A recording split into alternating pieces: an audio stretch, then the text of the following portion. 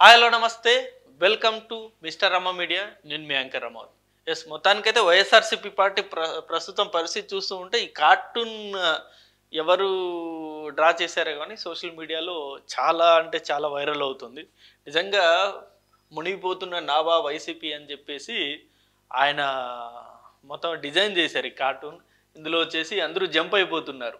ఎవరెవరు పోసాని జంప్ అయిపోయాడు వైసీపీలో గతంలో, శ్రీరెడ్డి అలీ, అలాగే అయోధ్య రామరెడ్డి గారు, విజయసాయి రెడ్డి గారు, ఇంకా చాలామంది జంప్ అవ్వడానికి కూడా సిద్ధమైపోయారు అని చెప్పేసి ఈయనెవరో భలే డిజైన్ చేశారు.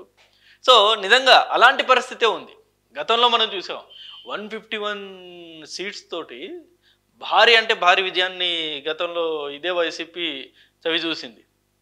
2019లో అప్పటి వరకు ఆంధ్ర రాజకీయాల్లో అంత భారీ మెజార్టీ ఏ పార్టీ కూడా రాలేదు.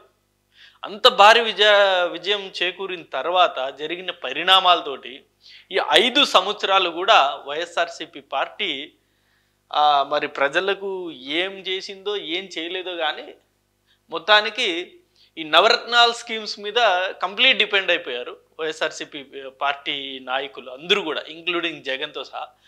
ఆ నవరత్నాలు తీసుకొని కూడా ప్రజలు ఓటు వేయలేదు. కేవలం 11 స్థానాలకు మాత్రమే పరిమితం చేశారు ఇప్పుడు. సో ఇప్పుడు ఉన్న సిచ్యువేషన్ చూస్తూ ఉంటే అసలు వైఎస్ఆర్సీపీ పార్టీ స్థాపించింది ముగ్గురు వ్యక్తులతో స్థాపించారు. అంటే కీలకమైన 3 వ్యక్తులు. అందులో వైఎస్ జగన్ గారు, వైఎస్ విజయమ్మ గారు, విజయసాయి రెడ్డి గారు. ఈ 3 కీలకంగా ఉండి వైఎస్ఆర్సీపీ పార్టీని స్థాపించారు. ప్రస్తుతం చూసుకుంటే అందులో మిగిలింది కేవలం వైఎస్ జగన్ గారు మాత్రమే. ఇటు విజయమ్మ గారు వైఎస్ఆర్సీపీ పార్టీకి దూరం అయిపోయారు, ఇప్పుడు విజయసాయి రెడ్డి కూడా వైఎస్ఆర్సీపీ పార్టీకి దూరం అయిపోయారు. కేవలం ఒకే ఒక్క వ్యక్తి వైఎస్ జగన్ గారు మాత్రమే వైఎస్ఆర్సీపీ పార్టీలో ఉన్నారు. అంతకంటే కీలకంగా ఉన్న ఈవెన్ షర్మిల గారు కూడా వైఎస్ఆర్సీపీ పార్టీని వీడి కాంగ్రెస్ పార్టీకి వెళ్ళిపోయారు.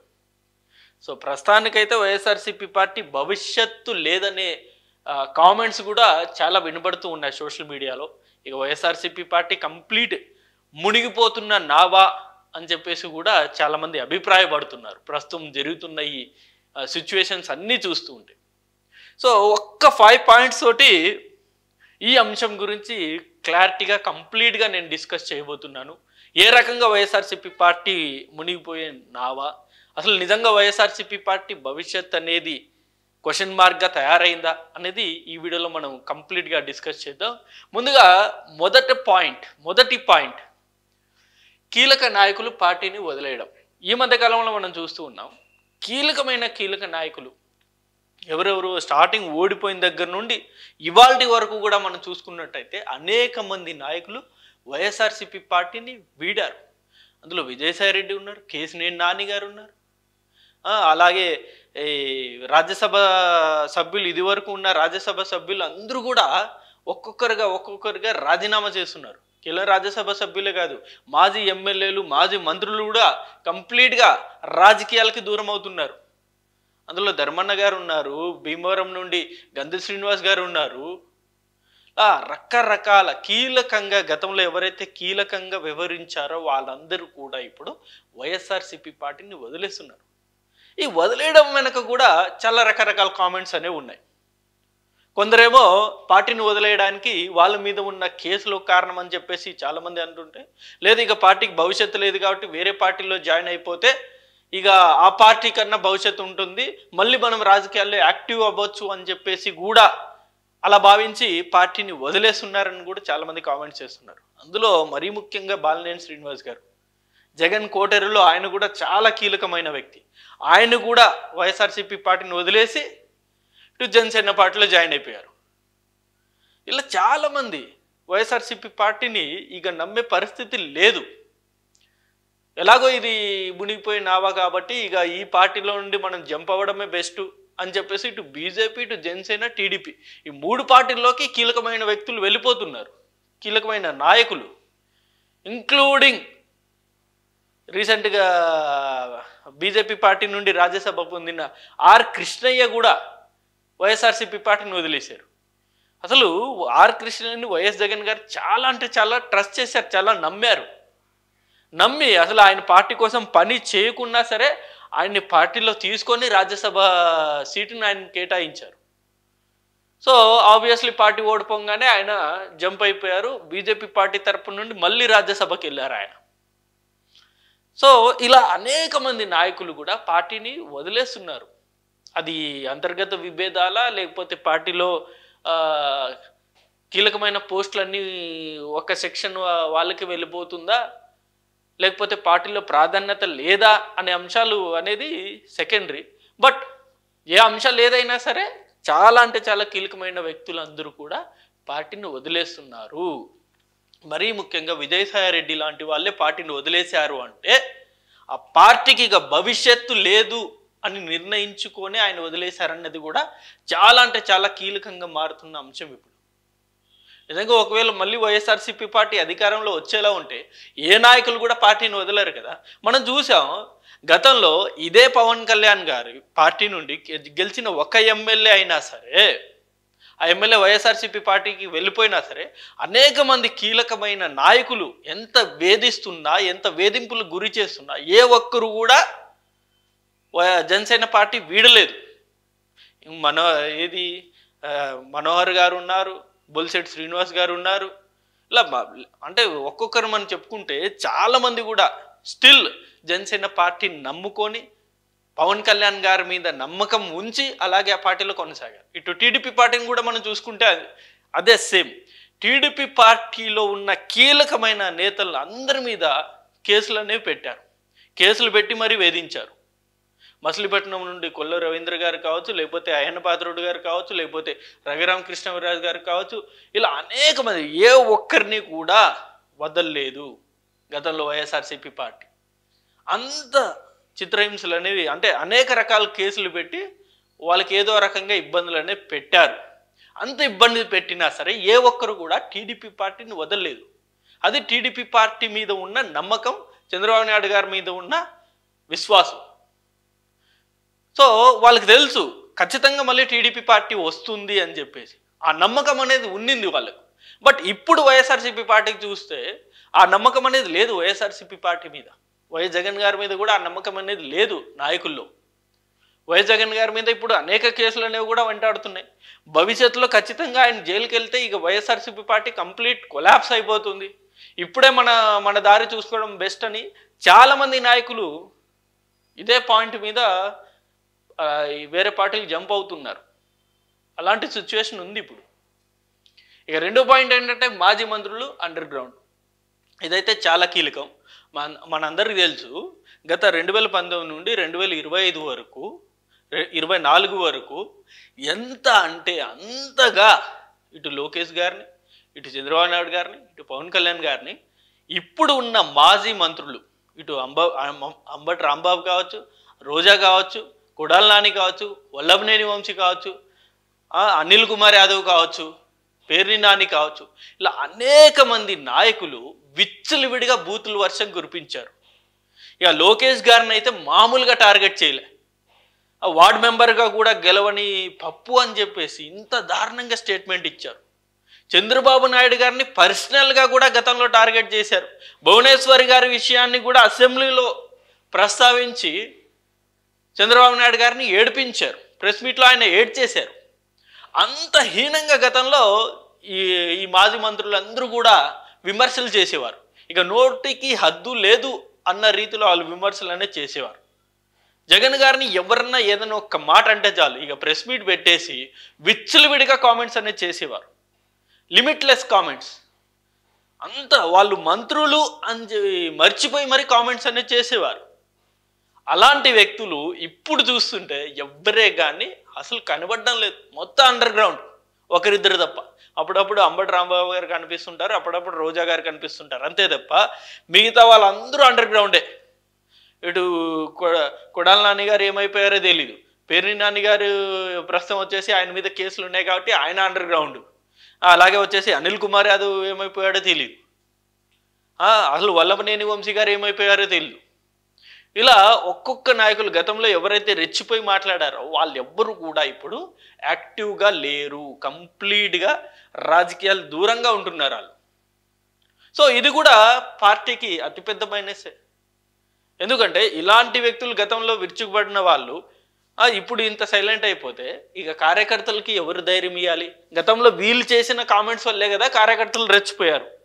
కొడాల నాని గారు ఏదన్నా ప్రెస్ మీట్ పెట్టి ఎవరన్నా విమర్శిస్తే దాన్ని విచ్చలవిడిగా వైరల్ చేసేవాళ్ళు వైసీపీ నాయకులు, వైసీపీ కార్యకర్తలు.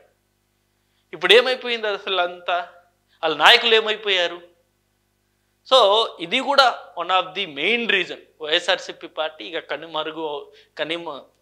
కనబడకుండా పోతుంది భవిష్యత్తులో అని చెప్పుకోవడానికి. ఇక మూడో పాయింట్ ఏంటంటే యాక్టివ్గా లేని సోషల్ మీడియా. ఇదైతే మరీ దారుణం. సోషల్ మీడియాలో గతంలో 2019 నుండి 2024 వరకు మనం చూసిన సోషల్ మీడియాని ఎంత విచ్చలవిడితనానికి వాడారంటే పర్సనల్ అటాక్ కూడా చేసేవారు.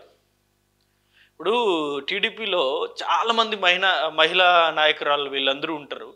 వాళ్ళు జగన్ గారిని ఏమన్నా విమర్శలు చేస్తే వాళ్ళు పర్సనల్గా వాళ్ళని టార్గెట్ చేస్తూ వీళ్ళు వ్యభిచారం నడుపుతున్నారు అని చెప్పేసి గతంలో ఇదే వైసీపీ సోషల్ మీడియా ఆర్టికల్స్ అనే వదిలేవారు. ఇప్పుడు ఇదే అంశం మీద అనేక మంది వైఎస్ఆర్సీపీ సోషల్ మీడియాలో గతంలో ఉన్న వాళ్ళ అందరి మీద కూడా కేసులు బనాయిస్తున్నారు. వర రవీంద్రారెడ్డి జైలుకి వెళ్ళాడు. సజ్జల భార్గవ్ మీద కేసు ఫెయిల్ అయింది.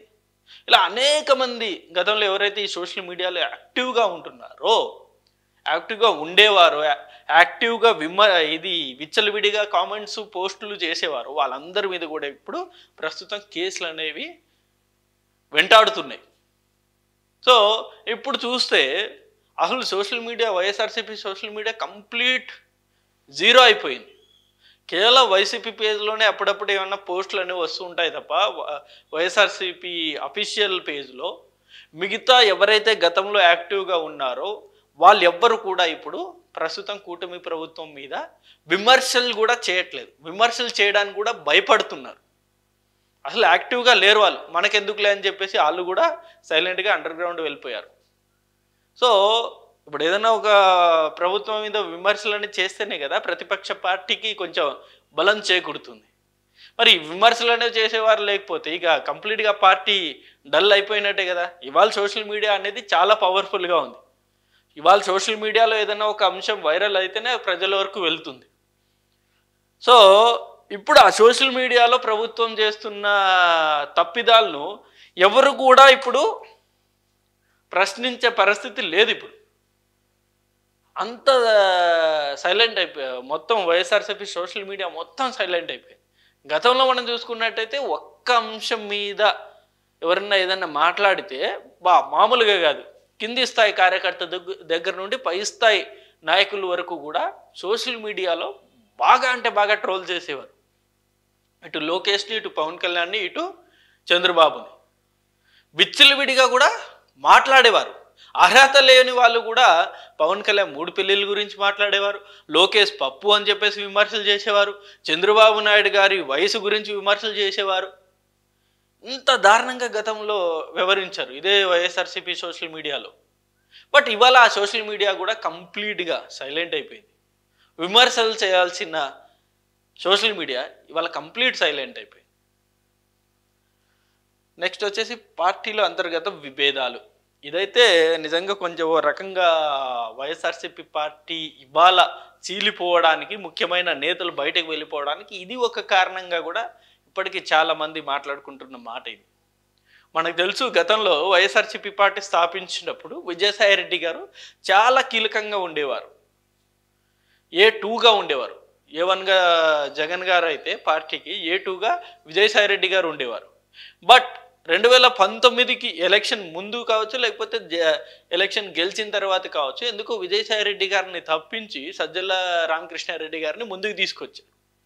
సో సజ్జల రామకృష్ణారెడ్డి గారిని ముందుకు తీసుకురాగానే కంప్లీట్గా ఇటు విజయసాయిరెడ్డి వర్గం మొత్తం, అంటే ఆయన కోటరి మొత్తం వైఎస్ఆర్సీపీ పార్టీకి దూరంగా ఉంది. సో ఆ దూరమే ఇవాళ వైఎస్ఆర్సీపీ పార్టీలో అంతర్గత విభేదాలకు కారణమైంది. కేవలం సజ్జల రామకృష్ణారెడ్డి గారిని మళ్ళీ ఆ కీలకమైన పోస్ట్ ఇవ్వడంతో ఇప్పుడు ఇంకా స్టిల్ అనేక మంది వైఎస్ఆర్సీపీలో ఉన్న మాజీ ఎమ్మెల్యేలు కావచ్చు, మాజీ మంత్రులు కావచ్చు, కీలక పోస్టులు అనుభవించిన గతంలో మాజీ నాయకులందరూ కూడా ఇదే ఇప్పుడు ఫైర్ అవుతున్నారు. అసలు వైఎస్ఆర్సీపీ పార్టీ ఓడిపోవడానికి కారణమైన సజ్జల రామకృష్ణారెడ్డి గారికి మళ్ళీ కీలకమైన పదవి ఇవ్వడం ఏంది అని చెప్పేసి కూడా అంతర్గతంగా కూడా వైఎస్ఆర్సీపీ పార్టీలో మామూలుగా అంటే మామూలు చర్చ జరగట్లే. చాలా మందికి నచ్చట్లే వైఎస్ఆర్సీపీ నాయకులు. ఈవెన్ సోషల్ మీడియాలో కూడా ఇదే కామెంట్స్ పెడుతున్నారు. ఎప్పుడైతే వైఎస్ జగన్ గారు సజ్జల రామకృష్ణారెడ్డి గారికి కీలకమైన పదవి అనేది అనౌన్స్ చేశారో ఆ రోజే చాలా మంది వైసీపీ కార్యకర్తలు జగన్ గారిని విమర్శలు చేస్తూ సోషల్ మీడియాలో పోస్టులు అనేది పెట్టారు. అసలు పార్టీ ఇవాళ ఓడిపోవడానికి కారణమైన సజ్జల రామకృష్ణారెడ్డి గారికి మీరు మళ్ళీ ఎందుకు అంత కీలకమైన పదవి ఇచ్చారు అని చెప్పేసి కూడా చాలామంది విమర్శలు చేశారు. ఇప్పటికీ అనేక మంది నాయకులు వైఎస్ఆర్సీపీ పార్టీకి దూరం అవడానికి కారణం ఇది కూడా one of the main reason. అంతర్గతంగా కూడా చాలా విభేదాలు వస్తున్నాయి. ఇటు వైవి సుబ్బారెడ్డి గారు ఒక వర్గం, ఒకటి కరుణాకర్ రెడ్డి గారు ఒక వర్గం, చెవిరెడ్డి భాస్కర్ రెడ్డి గారు ఒక వర్గం, ఇలా పెద్దారెడ్డి రామచంద్రారెడ్డి గారు ఒక వర్గం, ఇలా బొత్స సత్యనారాయణ గారు ఒక వర్గం, ఇలా ఒక్కొక్కరు అందరూ కూడా ఎవరి కోటరిని వాళ్ళు సపరేట్ చేసుకుంటూ విభేదాలు అనేవి తారాస్థాయిలో వెళ్ళిపోయిందని అయితే చాలా స్పష్టంగా అర్థమవుతుంది. పార్టీని పట్టించుకొని కార్యకర్తలు, ఇది మరీ కీలకమైన అంశమే. ఇప్పుడు గ్రామీణ స్థాయిలో గతంలో మనం చూసేవాళ్ళం వాలంటీర్స్ అని ఈ వ్యవస్థను తీసుకొచ్చి గ్రామీణ ప్రాంతాల్లో కూడా పార్టీని బలోపేతం చేయాలని చెప్పేసి ఒక ఆలోచనతోటి జగన్ గారు ముందుకు వచ్చారు. సో ఈ వాలంటీర్స్ని తీసుకొస్తే ప్రతి 50 ఇండ్లు కూడా మన కంట్రోల్లో ఉంటుంది అని చెప్పేసి ఒక ఆలోచనతోటి, ఒక రాజకీయ ఆలోచనతోటి వైఎస్ జగన్ గారు వాలంటీర్స్ తీసుకొచ్చారు. అది ప్లస్ అవుతుంది అనుకున్నారు కానీ వాలంటీర్సే చాలా మైనస్ అయిపోయారు. ఎందుకంటే వాలంటీర్స్ వచ్చిన తర్వాతనే కార్యకర్తలు వైఎస్ఆర్సీపీ పార్టీకి దూరం అవ్వడం జరిగింది. వాలంటీర్స్కి ఎక్కువ ప్రాధాన్యత అనేది ఇచ్చారు, కార్యకర్తలకు అసలు పట్టించుకోలేదు. ఏదైనా ఒక కార్యక్రమం జరిగితే వాలంటీర్స్ని ముందుకు తీసుకొచ్చేవారు తప్ప ఈ కార్యకర్తల్ని ముందుకు తీసుకొచ్చేవాళ్ళు కాదు. అసలు 2019 నుండి 2024 వరకు ఒక్కసారి మనం చూసుకుంటే ఏ ఒక్క కార్యకర్త కూడా వైఎస్ఆర్సీపీ పార్టీలో తగినంత ప్రాధాన్యత ఇవ్వలేదు. ఇది వైఎస్ఆర్సీపీ పార్టీ కీలకమైన నాయకులే, ముఖ్యంగా వైఎస్ జగన్ గారే ఒప్పుకున్నారు ఈ మాట. గత 5 సంవత్సరాల్లో వైఎస్ఆర్సీపీ కార్యకర్తలు మేము అసలు పట్టించుకోలేదు, ఈసారి నుండి అలా ఉండదు, ఖచ్చితంగా ప్రతి కార్యకర్తకి మేము న్యాయం చేస్తామని చెప్పేసి మొన్న వైఎస్ జగన్ గారు స్టేట్మెంట్ ఇచ్చారు తప్ప 2019 నుండి 2024 వరకు అధికారంలో ఉన్న 5 సంవత్సరాలు కూడా కార్యకర్తల్ని పట్టించుకోలేదు. కేవలం వాలంటీర్స్ని ముందుకు తీసుకొచ్చి వాళ్ళని మాత్రమే హైలైట్ చేసేవారు. వాలంటీర్స్ ద్వారానే ప్రభుత్వ కార్యక్రమాలు నడిపేవారు, పార్టీ కార్యక్రమాలు నడిపేవారు. కార్యకర్తలు అసలు పట్టించుకోలేదు. ఇప్పుడు ఓడిపోయిన తర్వాత మళ్ళీ కార్యకర్తల్ని మేము పట్టించుకుంటాము, మళ్ళీ కార్యకర్తలు బాగోగులు చూస్తాము అని చెప్పేసి వైఎస్ జగన్ గారు చెప్తున్నా సరే కార్యకర్తలు అయితే అసలు నమ్మట్లే. అరే గెలిచినప్పుడే మమ్మల్ని పట్టించుకోలేదు, ఇక ఓడిపోయిన తర్వాత మమ్మల్ని ఎలా పట్టించుకుంటారు, నెక్స్ట్ సారి గెలిచిన తర్వాత అయినా మీరు మమ్మల్ని ఎలా పట్టించుకుంటారని గ్యారంటీ లేదు అని చెప్పేసి చాలామంది కార్యకర్తలు కూడా వైఎస్ఆర్సీపీ పార్టీకి దూరంగా ఉంటున్నారు. ఇప్పుడు ఒకసారి మనం చూసుకోండి, ఇటు జనసేన కావచ్చు, టీడీపీ కావచ్చు, అక్కడ కార్యకర్తలను ఎంత ప్రాధాన్యత అనేది ఇస్తారు. గత 2019-24 వరకు కూడా అనేక మంది టీడీపీ కార్యకర్తలకు ఈ వైఎస్ జగన్ గవర్నమెంట్ ఇబ్బందులు పెట్టినా సరే లోకేష్ గారు భరోసా ఇచ్చారు, చంద్రబాబు నాయుడు గారు భరోసా ఇచ్చారు. వాళ్ళు ఆర్థికంగా కూడా చాలా ఆదుకున్నారు. వాళ్ళకి ఏదైనా ఈ లీగల్గా సపోర్ట్ కావాలన్నా సరే వాళ్ళు అందించారు గతంలో.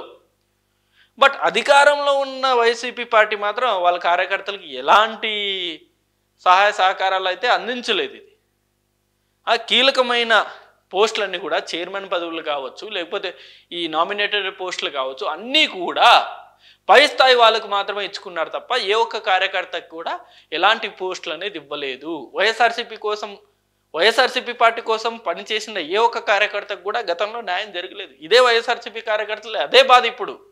అరే ఎంత కష్టపడినా మాకు తగిన ఫలితం రావట్లేదు, ఇంకెందుకు ఈ పార్టీ కోసం కష్టపడాలి అని చెప్పేసి కార్యకర్తలు కూడా చాలా సైలెంట్ అయిపోయారు. వాళ్ళు కూడా ఇతర పార్టీలోకి వెళ్ళిపోతున్నారు. చాలామంది ఇటు టీడీపీకి వెళ్ళిపోతున్నారు, ఇటు జనసేన పార్టీకి వెళ్ళిపోతున్నారు. రాయలసీమ, ఉత్తరాంధ్ర అటు సైడ్ చూస్తుంటే చాలామంది కార్యకర్తలు టీడీపీ పార్టీ వైపు వెళ్ళిపోతున్నారు. ఇటు ఆంధ్ర సైడ్ మనం అంటే ఈస్ట్ గోదావరి, వెస్ట్ గోదావరి, ఈ కోనసీమ జిల్లాలు చూసుకుంటే ఇటేమో చాలామంది కార్యకర్తలు ఇటు జనసేన పార్టీలోకి వెళ్ళిపోతున్నారు.